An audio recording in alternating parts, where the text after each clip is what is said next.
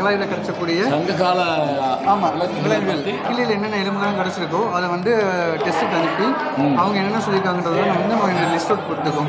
என்ன வகையான உணவு முறைகள் இருந்துச்சு, என்ன பெருசாக கிடச்சிருக்கு. நம்மளுக்கு வந்து திமிழுள்ள காளை வந்து ரொம்ப இம்பார்ட்டண்டான ஒரு திமிழுள்ள காளை.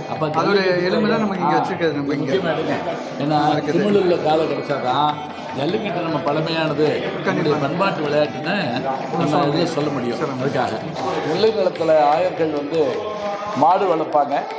அதில் வரக்கூடிய பெண்கள் அந்த வீரர்களை தான் திருமணம் பண்ணுவாங்க. கொல்லேற்று கோடஞ்சுவானை மறுமையும் புல்லாலை ஆயன் மகள் அப்படின்னு ஒரு கலித்தொகையில் ஒரு பாட்டு வருது. காலை அடக்காதவனை இன்னொரு பிறவிகளோடு கல்யாணம் பண்ணிக்க மாட்டேன்னு அவன் சொல்லுவான். அதுக்கு என்ன அப்படிலாம் ஆதாரம் இருக்கான்னு கேட்டாங்கன்னா, இல்லை நம்ம கீழடியில் இந்த திமிழுள்ள காளையினுடைய எலும்புகள் இங்கே இருக்குது. அது வாழ்ந்ததுக்கான அடையாளம் இருக்குது. நம்ம 2000 ஆண்டு பழசுங்கிறது இதில் சொல்கிறோம்.